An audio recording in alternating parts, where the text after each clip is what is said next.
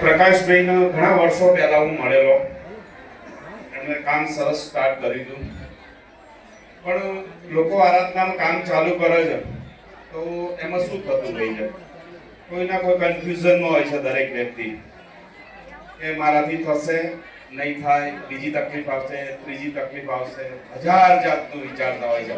અને એની અંદર જે બી પ્રગતિ તમારી થતી હોય એમાં રોડો કોણ બનતું હોય છે? તમે પોતે. કોઈ પણ કામ લાઈફની અંદર કોઈ પણ માણસે કરવું છે ને તેમાં મુશ્કેલી કોણ આપે છે? મુશ્કેલી કોણ આપે છે? તમે પોતે.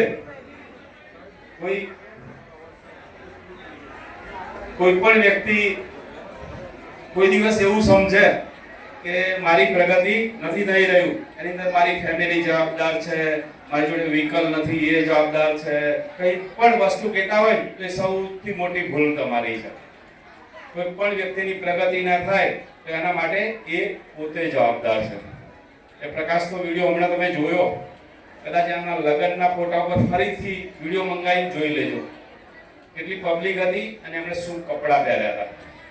ખાલી આટલું સર્ચ કરજો, તમને દરેક વસ્તુનો આઈડિયા આવી જશે કે માણસ ક્યાં હતો અને અત્યારે ક્યાં આવ્યો છે. તો આરાધનાની અંદર કોઈ પણ વ્યક્તિ કામ કરો તો દિલથી કરો અને તમે નક્કી કરો કે મારે આ વસ્તુ કરવી છે તો 100% થાય છે. અને અહીંયા જેટલા પણ વ્યક્તિ બેઠા છે, કોઈ પણ શનિવાર દર મહિનાના બધા કોઈ બી શનિવાર હોય ધોળકા ઓફિસ તમે આવી શકો છો. તો પહેલા તો અહીંયા જેટલા પર્સન બેઠા છે એમાંથી કોઈએ ધોળકા ઓફિસ નથી જોઈ અને કે હું આસિસ્ટન્ટ થઈ જાઉં, સૌથી મોટી ભૂલ છે. અને નક્કર કે તમે ઓફિસ નથી જોઈ, ભલે તમે 1 વર્ષથી કામ કરો છો, 2 વર્ષથી કામ કરો છો, તમે આસિસ્ટન્ટ છો નથી. કોઈ કહી દે આસિસ્ટન્ટ હોય તો ધોળકા ઓફિસ નથી જોઈ, પ્લીઝ છે કોઈ નથી. તો એનું રીઝન શું છે કે આપણે જે સંસ્થાની અંદર કામ કરીએ છીએ એ સંસ્થા વિશે આપણને એક્ઝેક્ટ જેટલું બી ગણિત હોવું જોઈએ એ નથી આપણી પાસે.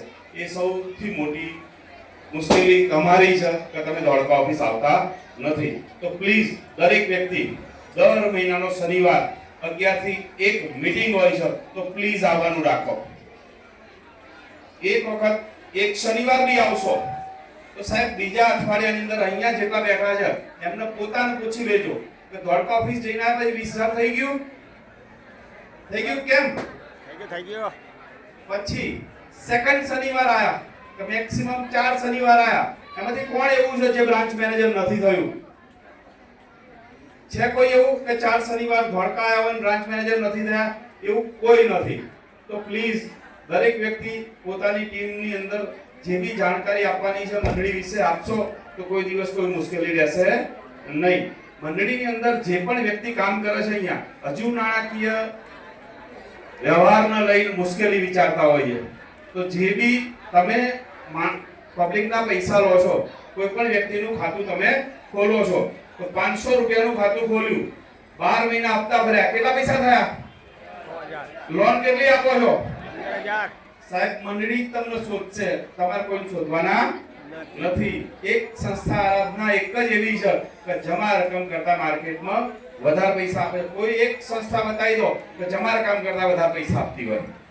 બીજું, દરેક વ્યક્તિ અહીંયા બેઠા છે ક્યાંય ને ક્યાંય કામ કરેલું છે, પણ સાહેબ આરાધનાની અંદર જે કમિશન મળે છે મળે છે?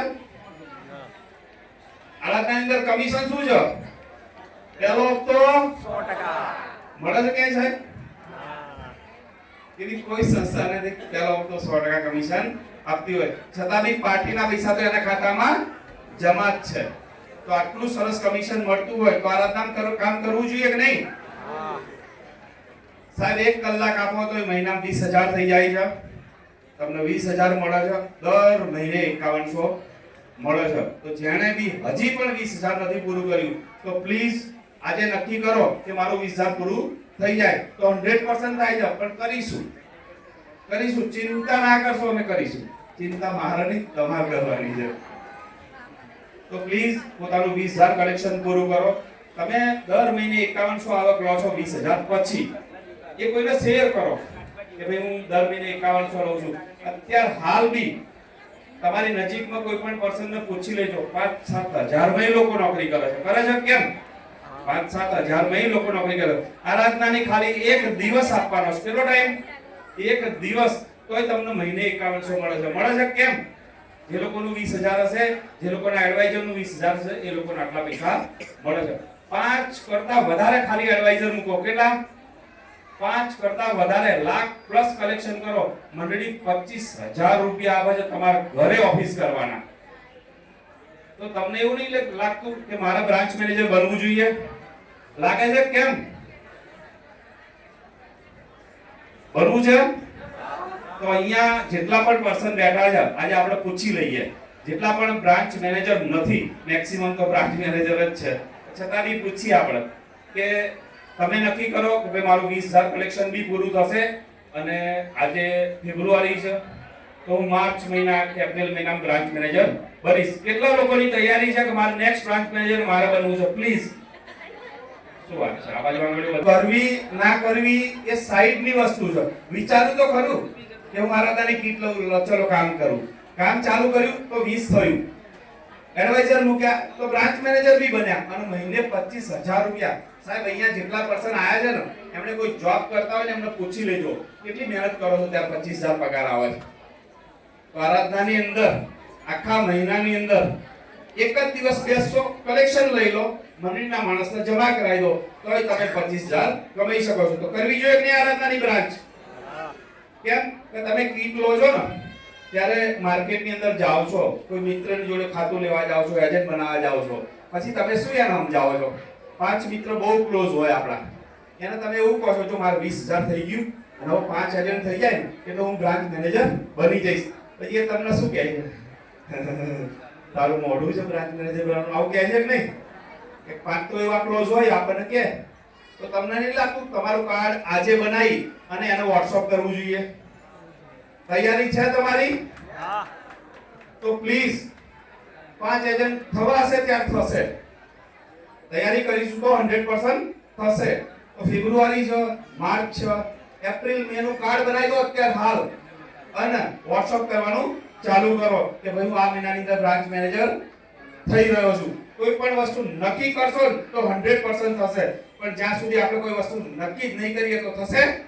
અને અહીંયા જેટલા બી બ્રાન્ચ મેનેજર બેઠા છે એમને પૂછો કે કાલની તમારી વેલ્યુ સોસાયટીની શું હતી અને આજે શું છે?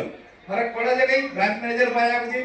કેમ કે સોસાયટી નીકળીએ ને તો 5 લોકો બોલાવે છે, કેમ છો મજામાં? કે એને ખબર છે કાલ લોન લેવી છે તો અહીં જવાનું, કામ હશે તો અહીં જવાનું, દરેકને ખબર પડે છે. અને સાહેબ આવક આવે એટલે ચમક ઓટોમેટિક આવે. તો એ રીતે જે પણ વ્યક્તિ બ્રાન્ચ મેનેજર છે એ પ્લીઝ પોતાની ટીમ હોય એની અંદર બીજા બ્રાન્ચ મેનેજર બનાવવાનું ચાલુ કરો. તમે આસિસ્ટન્ટ બની શકો છો. આસિસ્ટન્ટ એટલે મહિને લાખ પ્લસ ની આવક, જે પ્રકાશભાઈ અત્યાર સુધી લીધી છે. અને પ્રકાશભાઈ આસિસ્ટન્ટ વટાઈ અને અત્યારે ડેપ્યુટી બન્યા છે. ડેપ્યુટી એટલે કોઈ ઇન્કમ ટેક્સ વાળા નહીં બેઠા નહીં. હા, એ ઘરે જાય પહેલા બેઠા હોય. આસિસ્ટન્ટ પછી ડેપ્યુટી. તો ડેપ્યુટી ની માસિક આવક કેટલી હોય છે? કેટલી હોય છે? જૂનો જે ટાર્ગેટ હતો એની અંદર 3 થી 4 લાખ રૂપિયા લખેલા છે. અત્યારે મેં 2 દિવસ પહેલા 9 પેજ નાખ્યું છે, જોઈ લેજો, વાંચી લેજો. 7.5 લાખ રૂપિયા પ્લસ. પ્રકાશભાઈ હવે પછીના ફેબ્રુઆરી, માર્ચ, એપ્રિલ, મે મહિનામાંથી દર મહિને મંડળી પાસેથી કેટલા લઈ જશે? 7.5 લાખ રૂપિયા. વિચાર્યું છે કોઈ દિવસ મહિને 7.5 લાખ મળશે? 7,500 ના પગારમાં એ માણસ નોકરી કરતો હતો જ્યારે મેં કીટ આપી હતી. આ ફાઇનલ છે, આમાં કશું ખોટું નહીં. અને એટલા ટકા મારા નંબર આવ્યા છે કે નહીં? નહીં તો સારું કહેવાય. તો તમે એવું નક્કી કરો છો કે નહીં તો પ્રકાશભાઈ નું આટલું સરસ ફંક્શન થયું તો કાલે મારું પણ થાય. તો તૈયારી રાખો તમે બી. કેમ કે એનું કોઈ એજ્યુકેશન નહીં, ફેમિલી બેકગ્રાઉન્ડ એટલું બધું નથી કે ભાઈ બહુ સરસ હતું એના લીધે આગળ જતા રહ્યા. તો તમે પણ ત્યાં જઈ શકો છો. તો પ્લીઝ સ્ટાર્ટ નાઉ. પોતાનું 20000 પૂરું કરો, ફટાફટ બ્રાન્ચ મેનેજર બનો, ફટાફટ આસિસ્ટન્ટ બનો અને પ્રકાશભાઈની હોડની અંદર આવી જાઓ કે ભાઈ હું પણ આસિસ્ટન્ટની અંદરથી ડેપ્યુટી બની શકું છું. હવે આ જે આરાધના બંગલોઝ છે, કલીકુંડમાં આપણું આરાધના બંગલોઝ છે,